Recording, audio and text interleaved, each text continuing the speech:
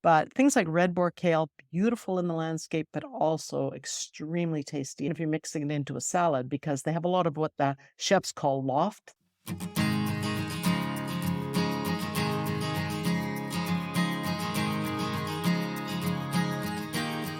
You're listening to the Food Garden Life Show, the show that helps you grow food, whether it's on a balcony, in a backyard, or bigger.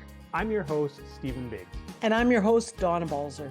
Together we talk with gardening experts, and we talk about what we've done in our years in the horticultural trade, helping you bend the rules and grow food in a way that suits you and your growing zone. Welcome to Season 7, Episode 11. Today we're talking all about leafy greens. And Donna, as I was thinking about our episode today, I enjoyed a fun memory. It was of the times when I used to make a hotbed every spring. And for those who don't know this idea of a hotbed, it's like a cold frame, but you're adding heat. A more contemporary way of doing that is using heat cables.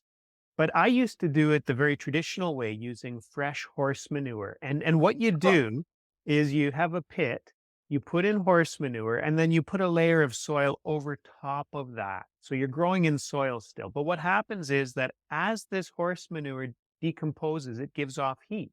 And so you're heating your soil from underneath, and it's within this cold frame. So it collects heat. So I would always get greens growing in February. And I remember my family would be so upset with me. They'd say, "Dad, the car just stinks. Stop bringing home." Because I'd go to the stable, I'd get these bags of fresh horse manure and I'd fill up the car, fill up the trunk, because as a gardener, I want as much manure as I can fit in the car at a time. Do you have a fun memory to do with leafy greens, Donna?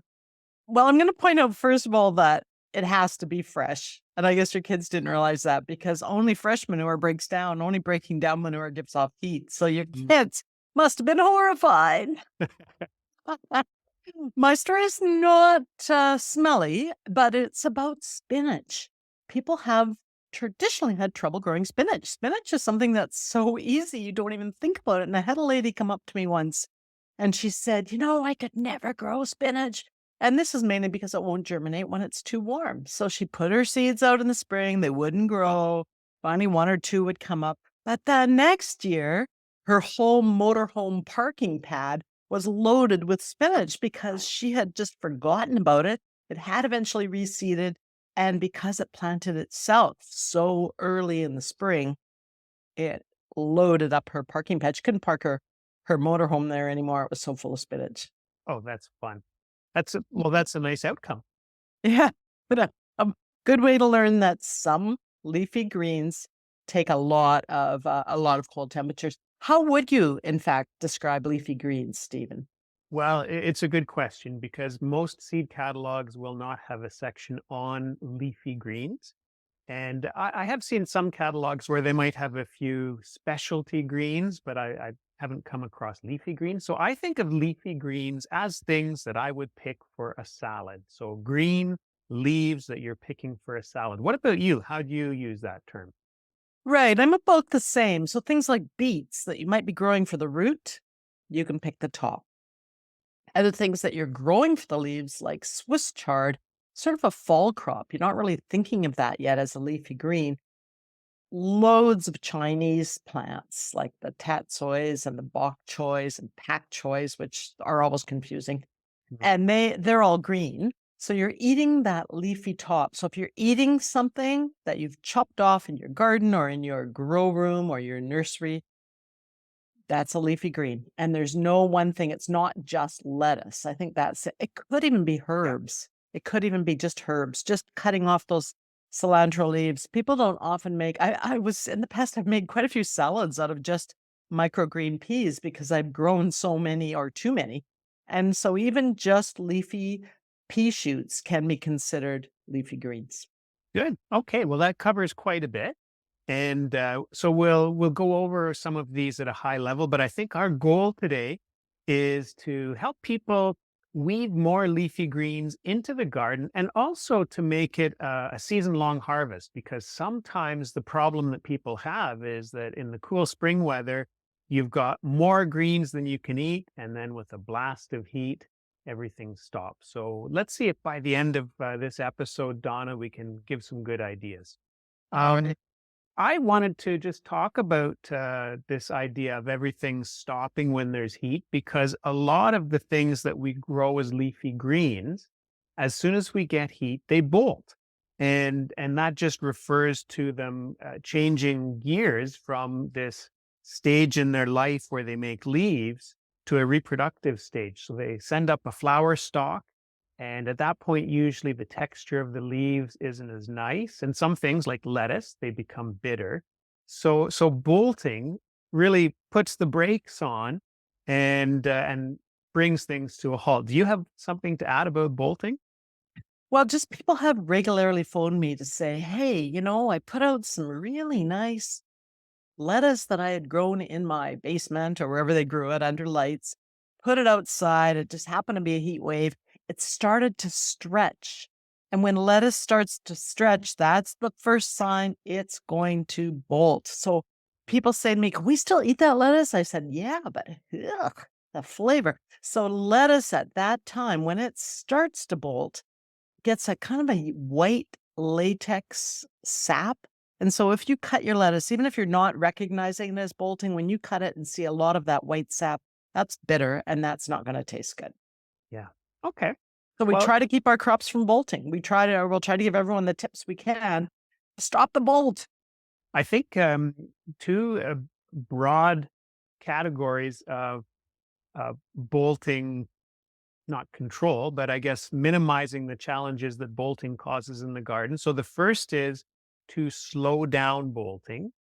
But then the other thing is just to plant successive crops, knowing that a lot of these leafy greens, they don't last the whole summer in the garden. They have Mhm. a pretty short harvest window. So you just have to plant a bunch of them in succession. The truth is too, we're so keen in the spring, like around about this time of year, people are starting their tomatoes and getting going on things like that. But if they started some lettuce or some leafy greens now, and then again in a couple of weeks, and then yet again in a couple of weeks, it's just a matter of remembering. So just mark your calendars, start lettuce, start. Just keep reminding yourself. I just read a book about habits, and habits are all about making it really obvious to you. And you think, oh, yeah, Stephen Donna said something about greens. We should maybe do something. No, write it on your calendar. So then when you open up your calendar, you'll see it. Start greens. Okay, let's go. Good. Well, so uh, as we were saying with bolting, it's a natural thing. So when your lettuce or other greens bolt, it doesn't mean you're doing something wrong, but you can grow them in a way that they don't bolt as quickly. So really Right. bolting will come about because of longer days and higher temperatures, because the plant says, woohoo, it's time to flower and make seed. But you can also cause bolting to happen more quickly if you stress out your plants. Yeah. And so stressing them out, well, the most common thing I think is letting them get too dry, or sometimes if you're growing them in pots indoors, if you let them get too root bound. Do you find this too? Or too mature. People think if 2 leaves are good, Mhm. 20 leaves must be better. And then you take that great huge honk, and I've even seen these for sale at garden centers, these great heads of lettuce. You put them in your garden, and they're like, well, we don't know what to do. We're completely mature. And so we're going to go to flower now. And so I think a lot of the problems with bolting are when people buy over mature or grow over mature plants because there is a certain size that they're going to get and then they just want to flower. And it's ironic because we all choose those short window plants. When you look through your catalogs, oh, this plant's ready in 20 days, that plant's ready in 40 days. You want the quick plants on the side of the gardener that's starting, on the side of the gardener that's harvesting. Wow, we want more time. We don't want them to go to seed right away. But you're right, it's often dried out, often over mature, and these are the things that cause your plants to bolt. And I guess the other one to add in there too, for some of the leafy greens that thrive in cool weather when you get summer heat. And so the great news is that the remedy to that is giving those leafy greens, and lettuce is a good example, giving them semi shade. So I will often, underneath my tomato plants in the summertime, when I'm planting successive lettuce crops, I'll grow lettuce at the base of tomatoes where it gets some shade. I've seen people grow beautiful crops of Swiss chard in almost full shade. And it does remarkably well. Of course, the leaves might be a little bit bigger and not quite as compact, but that's okay with the leafy green. So Mm. that's the other thing we can do is by using shade in the summer, we can have a larger harvest window before those plants bolt. You know what else we could do? We can let a few of those bolting plants go to seed. Yeah, great point. I had a friend in, farmer, actually, friend in Saskatchewan. She had a 5-acre garden, and so you're just like a one-armed paper hanger, you can't get after everything at once, so she would let her bok choy go to seed and then come back so early the next spring, earlier than you would expect to be planting your crop. So when she came to my garden and said, "Oh, you let your bok choy go to seed," I was like, "Yeah, I did." I thought people would think I was being creative and early and so on it, but no, in fact, sometimes you can just let a few things like lettuce or things like the Chinese greens go to seed because they're very hardy and very quick growing. You might get a second crop the same year, or you might just get a super early crop the year after. And that was true of the spinach story I told earlier too. It's something that it's a little bit of an edge for gardeners, I guess, not to be too clean and tidy, not to take everything out as soon as it looks finished. Gardening is such a good cure for perfectionism. You've said that before, and I I love it. know, I know. I love it. Uh, let's talk about leafy greens in the garden and in the landscape because we can grow them in different ways. People often envisage a row of greens in that traditional farm garden. That's fine if that's how you garden, but there's lots of other ways you can do it. And you know, Donna, I've got this great memory from the Montreal Botanical Gardens. I was there with my daughter Emma one year, and they had this fabulous display of lettuce in a checkerboard pattern. So they were being very playful with the color and the texture. And I know people probably don't think of lettuce as something that you can use in this ornamental sense. But hey, if you're gardening in a home garden, there's often competing uses for space. So mix it up, make it ornamental and edible. Because you don't think of those beautiful ruffled leaves on kale and lettuce and the red leaves and bright light green leaves, dark greens, so the shades. I saw that same garden at the Montreal Botanical Garden, and I went home and tried to duplicate it so that I could take a picture of it.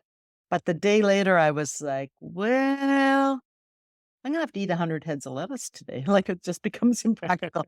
So it's pretty tough, but if you spot in a lettuce, say, in all your flower pots, you know it's gonna take a while for your flowers to mature and really come into their own sometime in the summer. So having a few extra little seedlings of lettuce popped in, especially those more ornamental types. Now you do have to pick them eventually, and you pick them by chopping them off. It's better if they're incorporated into your landscape, not to just try to yank out the whole plant.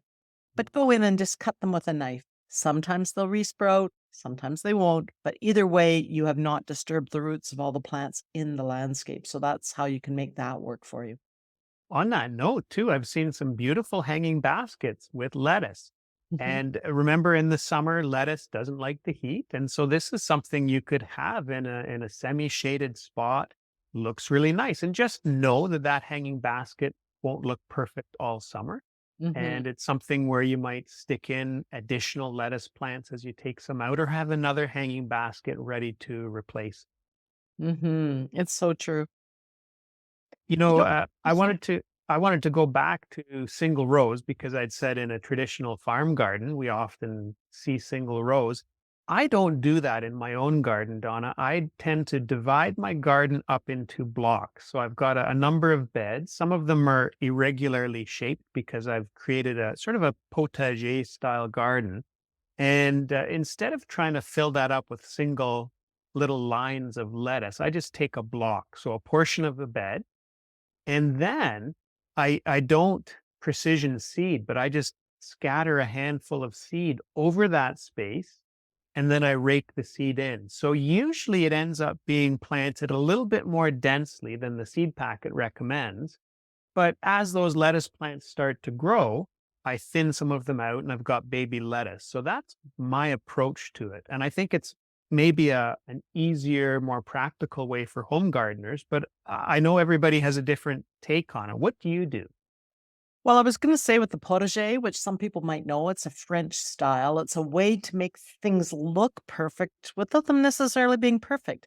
So, one of my tricks for that, and I saw this in Quebec City, you take a plant that's very structured, like a parsley plant, and you line all your beds with something structured.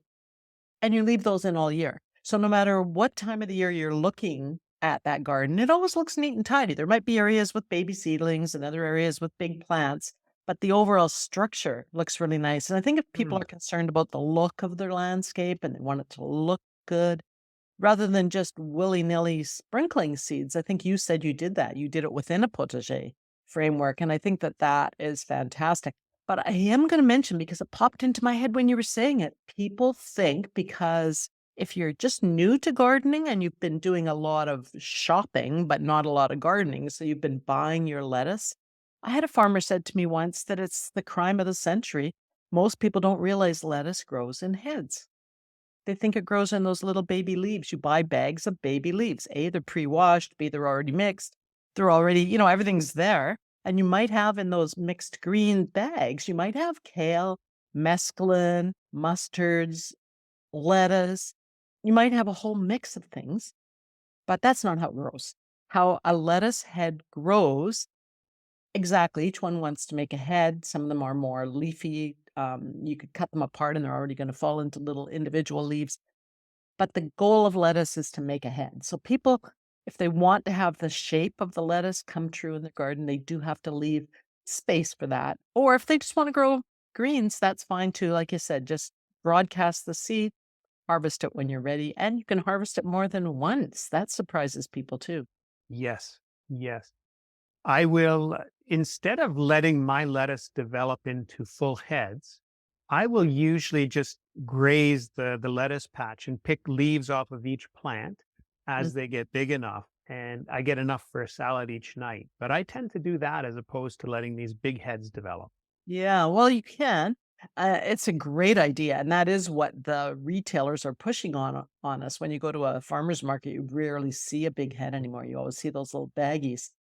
But just to let home gardeners know, if you don't have that many kinds and you do want to make a more structured look, you can grow entire heads of lettuce until they get too big. And then we talked about that already. They bolt, they go to seed, and then Mm. there's a problem.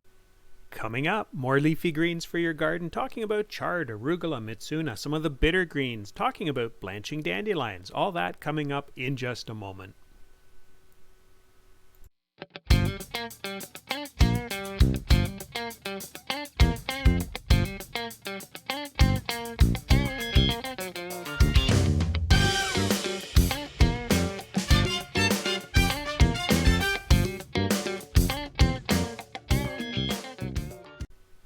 A shout out today to Steven in St. Louis. And Steven, thanks for tuning in and thanks for connecting to talk about tomatoes. And there's some new content this week on the YouTube channel, which is Food Garden Life. We have a video about what to do if your figs wake up early. And I know that happens a lot at this time of year. So if you have a question about that, check it out at Food Garden Life on YouTube. And on the website at foodgardenlife.com, a new guide to raspberries, growing raspberries in the home garden and foodscape. Foodgardenlife.com.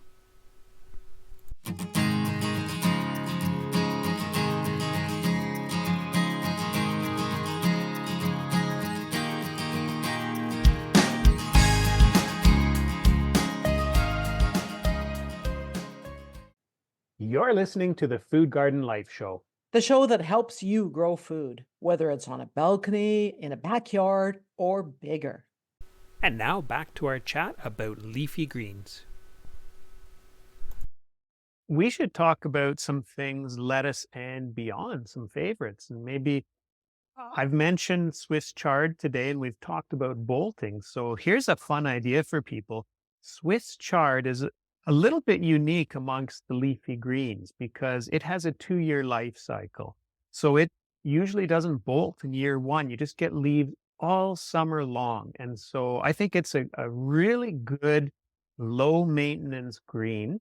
And if it's something that you haven't used in your cooking a lot, you can take those baby leaves and eat them in salads fresh. And then as the leaves get bigger, it's kind of neat. It's almost like getting two harvests when you pick those really big leaves because they've got a central rib that you can cut out and cook it a little bit like asparagus or maybe celery. And then you have the actual leafy part that you could use like cooked spinach. So it's a pretty versatile crop. So it's on my list. And the other thing with Swiss chard, if we're thinking about this idea of making an ornamental food garden, something that's really beautiful, think beyond those green Swiss chards because there's some with beautiful yellows or orange or red. And my kids always liked one that was striped like candy canes. Well, we are talking about favorites, and that's one of my not favorites, Steve. So I'm not going to talk about Swiss chard. I'm going to let people listen to you, and if they like that idea, but I do love the color, just don't like the flavor. But there is one leafy green that confused me so much, and I've been gardening for so long. And maybe you can guess it. It's arugula. Hmm. When you go to the shops, you buy bags of baby arugula leaves, also called rocket. So it's a very, very hardy plant. And if you let it get quite large and you just pick the individual leaves, maybe you're making a pizza. You just want to put fresh arugula on top of the pizza. That's fine. You put it in. And if your arugula bolts, uh, which also means go to seed, that's fine because those little flowers are edible and that's fantastic. So you never really get tired. I don't get tired of arugula. It's really one of my favorites. It's something that lasts for me the whole year. I put it in the ground. I can keep taking one or two leaves off. And why buy those bags when you can just have it in the back 40 of your garden because they take a lot of shade. They don't have to be out in your prime real estate where your tomatoes and your cucumbers are. They can be back in the back corner. And you could even let them reseed. And when they come back, again, just go out and pick a little bit here and there. And they're so great. I noticed at some of the fast food places, there was a shortage of lettuce this winter and they were serving arugula on the buns instead of lettuce. So Mm, it is quite similar in flavor. It's a bit tangier. I like it a lot more. But arugula would have to be my favorite green. okay. I love arugula too, and it's usually a standby in the cold frame for me. There are some fast growing varieties, so I pick one of those. And arugula, I stopped growing it midsummer because of flea beetles. They usually eat those leaves up pretty quick. So for me, it's a spring and fall thing, but I agree with you. I love arugula. Okay, Mhm. let me add one in. So I guess we've talked about lettuces. I don't have too much else to say other than there's so many types. For me, I like the oak leaf lettuce. So some lettuces have oak leaves, and I like a nice red oak leaf lettuce. And what else do I like? Just a nice green leaf lettuce. Usually I make sure to have one of each. And what you'll find is as you go seed shopping, there's so many varieties out there. Mhm. And the varieties that are available will really depend on the seed vendor. Some of the mid-size and bigger seed houses will have all the hybrids. The smaller seed houses often have the heirlooms. So I wouldn't get too caught up on particular varieties, but grow a few and have fun playing with that color and texture. Okay, this is where I have to step in because I sometimes feel guilty of over shopping. Who's And you? I no. And I've discovered that a lot of seed packets, I told you I think a week or so ago that my tomato seeds, some of them had as few as 8 seeds per packet, and some of my cucumbers had 4 seeds a packet. But the most common types of lettuce often have up to 250 seeds per packet. So Wow. before you buy 10 packets, just think how big a space do I have and how am I going to use my lettuce? And like you, I like to get a variety. I look for color and texture. So I love the butter crunch lettuce. They're just so buttery in your mouth. They're not actually butter.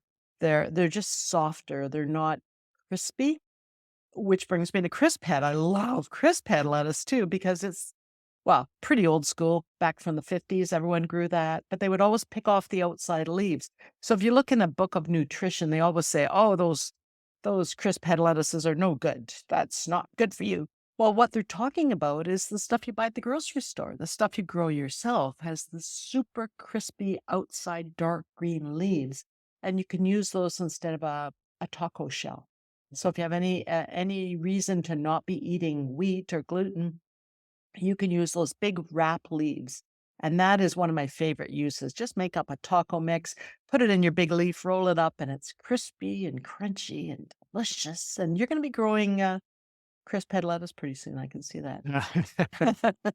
Well, so you were talking about spinach, and I love spinach in my spring garden and also in my cold frames. And so, what I do for the cold frames, because I'll be seeding those sometimes in February, I will look for very fast growing varieties. So, same thing, I look at the different varieties. And then the other thing that goes in those cold frames is Mitsuna. Mhm. And I love it. Grows really quickly, it's very reliable. And we did try a fun one last year that I've seen some seed catalogs list as Mitsuna. Some call it mustard, and it's called Ms. America, M-I-Z, Ms. America. But it's Aw. a really, really deep red. So back to this idea of making that veggie garden really ornamental. This thing formed a beautiful clump. It was really deeply colored and it was just stunning. So I really recommend that. And I love Frizzy Go lettuce, which is very expensive and it's been pelleted because each seed is so expensive. But the Frizzy Grow is just a lovely textured, bright green. So for picking favorites, I also like the Seagolan. Seagolan with a C, I-E, Seagolin, is a beautiful red butter lettuce. So there's a lot within each classification of if we're doing lettuces, there's something different, some different colors, sometimes variegated. But you will notice they won't be as pretty if you grow them in a greenhouse. Have you noticed that in your cold frame or your hot frame, Steve? They're not as pretty. I hadn't picked up on that, but it makes sense. Yeah. Yeah, because you block out some of those UV, Mhm. you block out some of the light above you, and so same with if you grow just under lights, like old Yeah. school So the fluorescent lights, they pigmentation. won't have their full expression, but you grow one of those bright red leafed plants outside, like your mizunas or your lettuces, they're gonna be brighter outside, so just keep that in mind. If you're thinking, "Gee, the catalog picture said," then maybe your problem is you're not growing it in its best location. Let's not overlook some of those bitter greens. And I'm thinking of endive. I'm thinking of escarole. I don't usually grow escarole, but I like the frilly endive to break up and mix little pieces into the salad for the texture. And for those who want some bitter, but you don't even want to get into growing it yourself, uh, I do pick dandelions out of my lawn in the spring, Oh, and I'll wilt them in the skillet with a little bit of bacon fat. It's really good.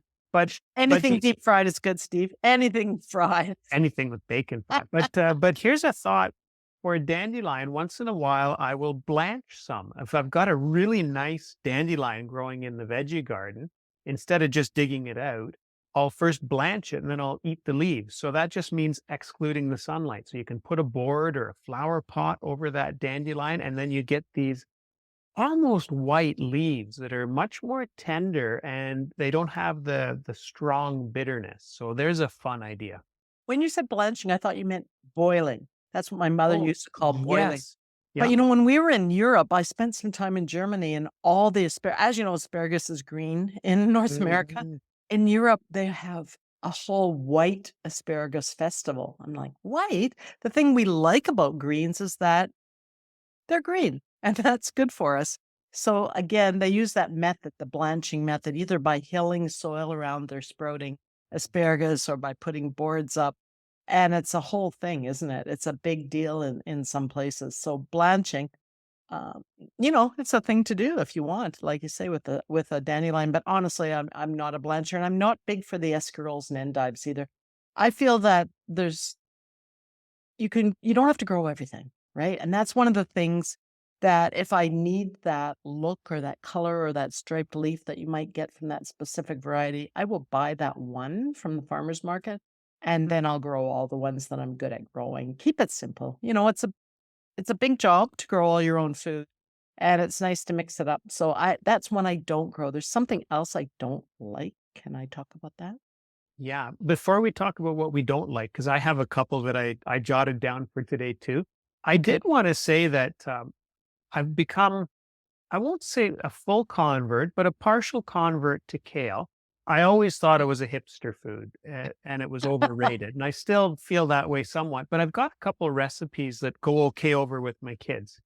I will chop it up and punch it down to soften it and mix it with halloumi cheese and cherry tomatoes and a vinaigrette. And it makes a nice salad at times of the year when there's not a lot else going on in the garden. You know, Mm. November, December, you can go out and pick your kale. So I do think that it's a leafy green that deserves a spot in my garden. It's what I grow all the time, and I grow it both early and late and all summer long. Mm. And when tradespeople come to my house and they say, "Is that kale?" They can't believe again, most people are used to seeing baby kale in these little bags of mixed greens, but Yeah. the kale plant itself is a huge ornamental, especially if you grow something like red boar kale. It's just an intensely dark burgundy color, and between flower well, you almost hate to pick it, and the good news is you just have to pick one leaf at a time because the leaves are so large, and so you don't have to ruin the whole look of the plant. Although, can I warn against one thing? Yeah. People often pick those lower leaves because then they think it doesn't ruin the look of the plant. But here's what happens the biology of the plant. It takes the nutrients from the soil, and if it's the least bit low on something like nitrogen, it takes it out of those lower leaves and it moves it up to the new leaves. It's mobile. So if you're only eating the lowest leaves ever, if that's your family rule, then you end up with those really not as nutritious leaves because the nitrogen is a building block of protein. And if you're only eating those bad pale leaves at the bottom of the plant, you can stop that right now. You can move on to the better, richer leaves that are slightly they might be at the back of the plant where you don't have to ruin your symmetry, but things like red boar kale, beautiful in the landscape, but also extremely tasty and nicely mixed in, chopped up fine if you're mixing it into a salad because they have a lot of what the chefs call loft. They just sort of stand up, and if you cut them into tiny pieces, they'll help your lettuce. Otherwise, your lettuce could just all pack down and not be as pretty. I never thought of the protein before, but Mhm. I guess I did solve that inadvertently one year when I accidentally steamed the cabbage worms with the kale, and it took my kids a while to recover from that. But okay, let's talk about some of our least favorites. And I have to say that there's this New Zealand spinach, which is often touted as a spinach substitute that does well in the heat. Mm, mm. Not Yeah, a spinach at all, is it? What does it taste like, Steve? it's more mucilaginous. Ugh. Oh, yeah, yeah. I'll take a Oh, pass on that one. I'll oh, take me a too. pass on that. You know what else, though? There's a lettuce that I never bother with is the romaine type lettuce because I feel What? it's just kind of a bother to get a nice. It's one of those ones that I do want to form a head, and I don't know, the earwigs get in there, and it's never looking great. So I always take a pass on romaine. Give me an oak leaf, give me a leaf lettuce. Forget the romaine. Oh my gosh, we love the big romaine heads, and they're easy. Well, for me, they're easy to get a big head, and then we barbecue them. Take the whole thing, chop it down the middle so you've got 2 half heads, brush them with olive oil and salt, put them on your barbecue. They just singe a little bit. I had this at a restaurant once, and I went, "I can't believe I'm paying $20 for this salad, and all they've done is barbecue." So we went home and we immediately started doing that with our romaine, and it's so delicious if you have a huge fresh romaine because it's dark green on the outside and very pale on the inside. So it's visually beautiful, but it's also quite easy to grow for me. So isn't that funny? And I think that's a good lesson actually for gardeners generally is that something that might be easy for your neighbor or your friend or Donna or Steve to grow might be next to impossible for you. So just keep playing with all the varieties and all the types of greens for sure. Try the different things. Another one that I'm not too fond of is corn salad, sometimes known Oh as mosh. But gosh. it's good because it tolerates the cold. But I find the leaves are so tiny that for the effort of growing and picking those miniature leaves, I can do without that. And Steve, you're gonna then, have to add nitrogen. It sounds like you're low on nitrogen because my marsh is quite large. Hmm. well, maybe I'll try again, Donna. One that I will not try again, though. We talked about those bitter crops, Belgian endive, which is kind of Mm. cool when you see it for sale. Those white endive heads at the grocer. They grow a nice, healthy endive plant in the summer outside, dig up the root, and then they force that root indoors in the dark to get that white Belgian endive head. So it's a lot of work. So I don't Oh. do that. And let's see, the other thing that I'm shocked to see this in seed catalogs is purslane, which some people call portulaca. Now, it's a common garden weed, but for me, it is slimy. You just can't pay me enough to eat that. How about you? It's like that New Zealand spinach, purslane. They both have that gooey thing in the moo. Not Yeah. good at all. Yeah. You know what I'm not crazy about? I'm not crazy about tatsoi. It's one of the Asian greens. Mhm. You plant it on a Tuesday, it's gone to seed by the Wednesday. Literally, it's a crazy plant. You could better direct seed it so that you get a bit more time. But when you're trying to do transplants, I've just given up on that. And they lay flat on the ground, so you don't really use your real estate. In a garden, I wanna use the ground, but I wanna use the air as well. I don't wanna just have something small and laying on the ground. To me, it's a waste of space. I guess that's what I'm saying. Gardeners have to make choices. We don't have well, unless we have a 5-acre farm like my friend, you don't have the space to grow everything you wanna grow, so make choices, don't feel guilty about it. I don't really grow a lot of mustard greens either. I know you love them, but I don't grow a lot because that bitter flavor, I just don't like it. I prefer to have a mix of different types of textures in my mouth, like the butterless lettuce versus the crisp head lettuce. It just makes different texture. I'm more of a texture person and a color person. Don't like the flavors to be that different. Okay. Okay. I have a couple more ideas before we start to wrap up, which is just don't forget that a lot of those things in that big cabbage family have edible leaves. So my father-in-law loves turnip greens. So if Mm. you're growing turnips and you pick some of those young greens, you can eat those. Uh, if you're growing broccoli or cauliflower, those little leaves are edible too. So you could, I mean, it's a bit of a stretch to put those in with leafy greens, but hey, why not? It's our show. We can do what we want. You know, my daughter grows in Edmonton, grows quite a bit of cauliflower, and her friend at work who is Asian asks her to save the greens because when you think about it, we're kind of wasteful in North America. We just eat the cauliflower. But in fact, her friend comes over and picks up the huge, beautiful plant because we just eat that little bit. So that's just a cultural difference. So make sure to ask around at the office if you're growing something. Does anyone like to eat cauliflower greens or broccoli greens? Because some people do. They stir fry them and they love it like that. But I have a comment to make too about soil. Go for it. If people do not have a garden yet, and they're making a garden in a situation like containers or a new side bed or something beside their house, they often will buy the soil, but what they're buying is the soilless mix that doesn't actually have any soil in it. But the good news is with leafy greens, they don't care. They're fine. They can grow in air almost. So not to worry about it. If you have bad soil or good soil, you can add more of that supermarket soil to it if you need to. Just make it a faster draining soil. If you do that, your leafy greens are going to be just fine. You don't have to have a special garden plot out in the country or a community garden area. You can just do it almost anywhere. Leafy greens are pretty flexible.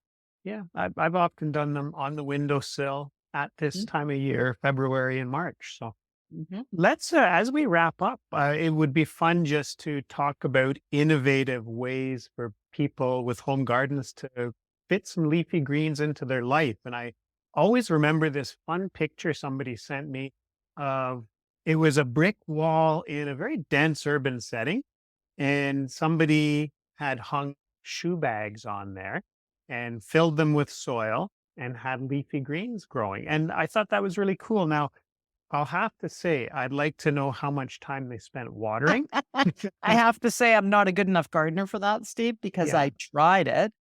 And especially if it's in a hot area like the south side of your house or the west side of your house, ah, you have to water Mhm. them 17 times a day. So I'm not that good a gardener that I can do that. I have, however, been pretty successful growing things in rain gutters. Hmm. Now, when I first started growing in rain gutters, I was drilling the bottom of the rain gutter every foot or so to give it some drainage so that if it was going to rain heavy, they weren't going to float away. But then when I talked to a fairly large grower of these, he said, no, no, no, don't drill the hole in the bottom. Drill it just up the side of the rain gutter a bit so that they can hold a little bit of moisture in the bottom. And then when it gets above that point, the extra water spills over through the holes you've drilled on the side, maybe not more than an inch up, not more than a couple centimeters. So I actually have been pretty successful growing all kinds of food in rain gutters. And it's kind of fun. And it's a thing you can do on a fence. So you can do Yeah. 5 rows on a fence. If you drill your hole in the right spot, use any soil you can find, you can actually do quite a bit of cropping right on one small piece, one panel a fence, even if that's the only place you can find. Also works on a balcony. You have to use those zip ties to tie up your rain gutters to your Yep. balcony if you're Yep. gonna stagger it. But, it's kinda fun, and it does because we know most of the greens can take quite a bit of shade, they'll be on the inside of your balcony, if you've got the space. If you don't have the space, you can put them on the outside, but even a north-facing balcony will be good enough for leafy greens, and that is another kind of reason I love leafy greens. They can take that north-facing site. Good. Right. Well, I have maybe one parting thought too, is that sometimes with my leafy greens in the garden, as I'm throwing down those seeds, and I talked about how I'll scatter seed, I'll throw in some radish seeds too, Mhm. because those radishes grow very quickly, and then I can harvest those before my leafy greens are ready to harvest. And as I pull out the radish, it makes space for those leafy greens to get bigger. So two crops at once. Great idea if you're in a small urban garden. Good way to fit more into your space. I didn't fully address the whole bolting thing either. If we can go back just for a second, I cover them with fabric row covers when we get into Mhm. July and August. If it's a sunny area, if I've accidentally, because sometimes my lettuce reseeds itself, I let it go to seed. If it gets too hot, you have to mulch the soil to keep the soil cool, but it also was helpful to put a row cover to shade the crops. If you're just in a real heat wave, and we know with climate changing all the time, we might have unexpected heat waves, sometimes even early in the season, like in June. So just keep a little bit of Agribon or Rime or whatever brand, it's the Spunbond polyester. Just keep a little bit. It folds up nicely. It washes in your washing machine. Keep a little bit on hand in case you have to shade or protect from frost or another, you know, growing leafy greens are more successful if you're able to have some options like that at your disposal. Good stuff. Okay. Well, that was fun, Donna. Thank you for chatting about leafy greens. We'll have to get together in person sometime and have a nice salad. We will for sure, Steve. Thanks so much. All right. See you next week. Okay. We'd love it if you drop by to say hi online at foodgardenlife.com. We have articles about growing fruit, veg, using your homegrown produce, also about growing figs and lemons in cold climates. So say hi. Tell us the topics that would help you grow more of your own. While you're at foodgardenlife.com, also grab our free newsletter. Subscribers get the subscriber only cold climate fig guide and small space food gardening tip sheet. And you can head over to my website and grab my really cool printable PDF for a seed packet. You can personalize it for each type of seeds that you save. DonnaBalzer.com. Have a look. You're listening to the Food Garden Life Show. I'm Stephen Biggs. And I'm Donna Balzer, here to help you grow.